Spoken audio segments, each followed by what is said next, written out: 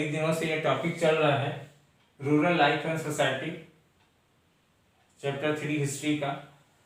तो आज हम लोग लास्ट टॉपिक पे आ गए हैं, द पीजेंट रिवोल्ट्स। ठीक है स्टूडेंट, पिछले वीडियो में हमने क्या देखा था कि अंग्रेज जो ब्रिटिश गवर्नमेंट थी इंडिया की, वो तरह तरह के रिवेन्यू पॉलिसी को ला रहा था, जिसमें इजारादारी सिस्टम था, महलवारी सिस्टम था, रैयतवारी सिस्टम था, परमानेंट सेटलमेंट था। और ये सारे सेटलमेंट का एम था कि किस तरह से ज्यादा टैक्स जो पीजेंट्स हैं, जो किसान हैं, उससे वसूले जाएं। और दूसरा हमने देखा था कि प्लांटेशन फार्मिंग, अब वो भारतीय किसानों को एक तो वो टैक्स जबरदस्ती ले रहा था, और दूसरा कि अपने तरह से वो खेती भी नहीं करने दे रहा था किसानों को, है ना। वो जबरदस्ती कहते थे कि ये लगाओ वो लगाओ, जो चीज़ों की उनको ज़रूरत होती थी, कैश क्रॉप पर वो ज़्यादा जोर देते थे ताकि वो जल्दी से बिके, जल्दी से टैक्स उसको मिल जाए। जैसे कि टी, कॉफ़ी वगैरह, जिसका कि इंडिया में कोई प्रचलन नहीं था, कोई ज़रूरत नहीं था, इंडिगो का, इस तरह का वो खेती वो जबरदस्ती करवाते थे प्लांटेशन फार्मिंग के नाम पर। तो किसान बहुत तरह से प्रभावित, मतलब कि एकदम वो ऑपरेट हो गया था, जिसके वजह से टैक्स नहीं देने की वजह से बहुत सारे किसानों की जमीन चली गई थी। अंग्रेजों का व्यवहार भी उस तरह का था, जमींदारों का, मनी लेंडर सारे किसान के ऊपर लगे हुए थे और उसको तरह तरह से शोषण कर रहे थे।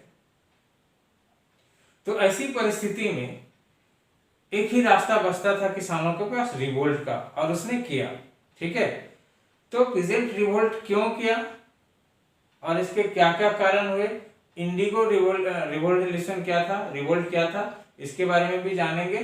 और इन सारे रिवोल्यूशन का ब्रिटिश गवर्नमेंट पर क्या प्रभाव पड़ा या पीजेंट पर क्या प्रभाव पड़ा, ये सारा चीज इस वीडियो में हम लोग देखने वाले हैं।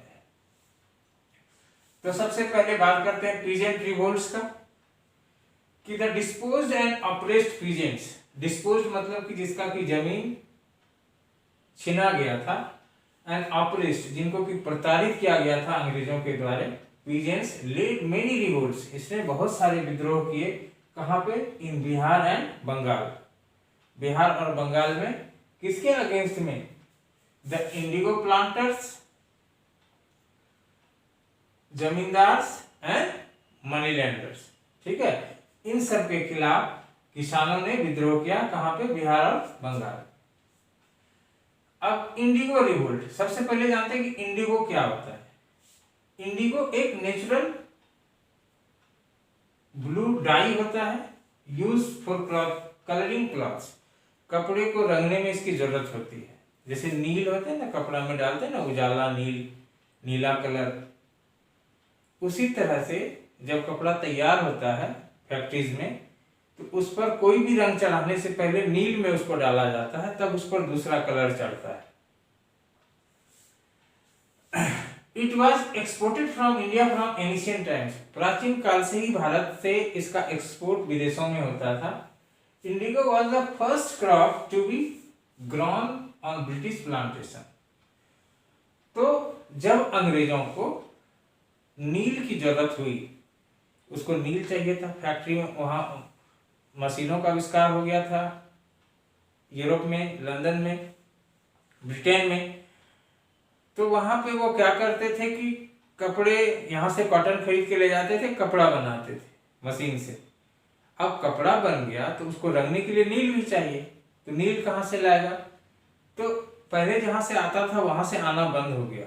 तो जो इसने ब्रिटिश ने सोचा कि क्यों नहीं इसका खेती हम इंडिया में ही करवाना शुरू कर दें। तो इंडिया में उसने बागान लगवाने, नील का बागान लगवाना शुरू कर दिया।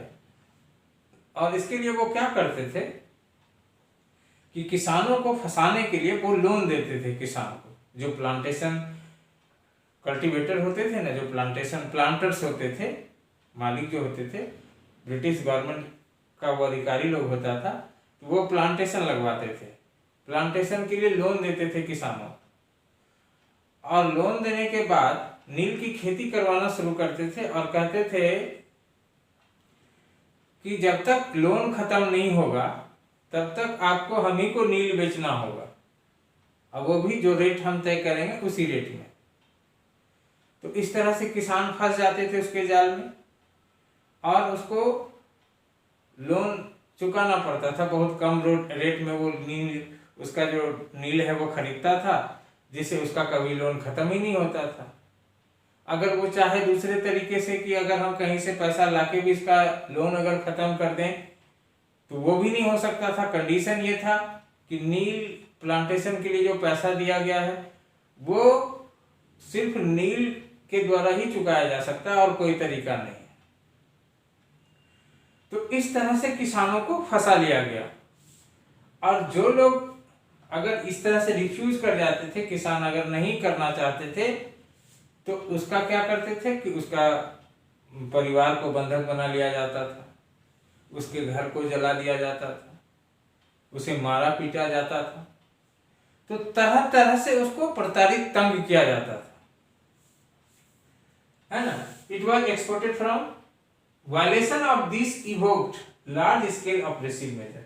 और इन सब परिस्थितियों से तंग आकर अंग्रेजों ने क्या कर दिया, इस तरह का जो वायलेशन हो रहा था उसके साथ, किसानों के साथ, कि उसके परिवार को बंधक बना लेना, उसके घर में आग लगा देना, उसका प्रॉपर्टी सब ले लेना। तो violation of this evoked large scale oppressive measures, इससे क्या हुआ कि किसान बहुत परेशान हो गए। उसके पास एक ही रास्ता बचा कि हम रिवोल्ट कर दें।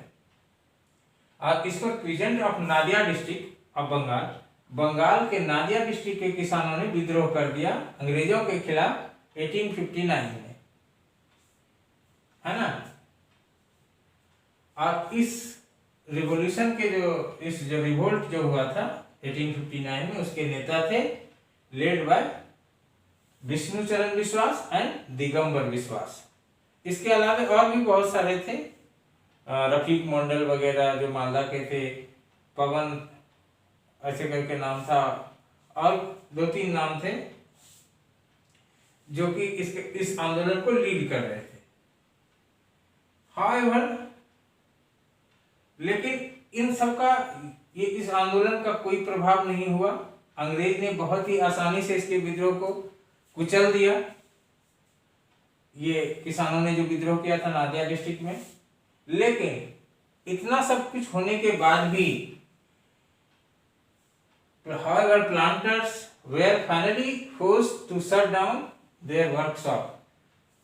जो प्लांटर्स थे उसको फाइनली अपना फैक्ट्री वगैरह बंद करना पड़ा, शट डाउन करना पड़ा, और उसने फोर्सिबल इंडिगो कल्टीवेशन को बैन कर दिया कि अब जबरदस्ती किसी से नील की खेती नहीं करवाया जाएगा, ये कानून बन गया। नेक्स्ट टॉपिक है impact of present revolt. Student, इसमें यह बताया गया है कि हालांकि ये जो विद्रोह को किसान कर रहे थे, इसका अंग्रेजों पर कोई ज्यादा प्रभाव नहीं पड़ा। इससे नहीं कि इसको किसानों को आजादी मिल गई, ऐसा भी नहीं हुआ, या देश आजाद हो गया, ये भी नहीं हुआ। लेकिन इसने पूरी दुनिया के सामने ब्रिटिश को एक्सपोज कर दिया कि ये खबर जब बाहर की दुनिया में पहुंची कि किस तरह से अंग्रेज वहां के किसानों को एक्सप्लॉइट कर रहे हैं, किस तरह से उसे प्रताड़ित कर रहे हैं, सजा दे रहे हैं, दंड दे रहे हैं, जबरदस्ती खेती करवा रहे हैं, तो ये एक्सपोज हो गया ब्रिटिश। और इसके और भी बहुत सारे इफेक्ट हुए कि peasant movement or rights did not create threat British but proved that Indian peasant reaction is Indian जो किसानों का रिएक्शन जो हुआ वो इतना मतलब कि तेजी से हुआ कि अंग्रेज कुछ प्लान भी नहीं कर सके इसको दबाने के लिए, कंट्रोल करने के लिए, और मेंटेनिंग जो करते थे लॉ एंड ऑर्डर का, वो सारा चीज उसका खत्म हो गया किसान के वजह से। तो इसमें 1-2 पॉइंट और है, आप अपने बुक में पढ़ लेना, और इसके बाद कहीं डॉट हो तो वो जरूर पूछ लेना। और इस तरह से ये आपका जो 3rd चैप्टर है वो खत्म हो गया। नेक्स्ट जो एसएसटी के जिस दिन रूटीन होगा उस दिन आप इसको क्वेश्चन आंसर करके दिखाना, और जो क्वेश्चन आंसर नहीं बनेगा वो पूछ लेना। और एक बात और बता दें कि 3 सितंबर से आपका एग्ज़ाम, हाफ ईयरली एग्ज़ाम शुरू हो जाएगा। अभी तक जो भी पढ़ाई हुआ उसको रिवीजन करते रहिएगा।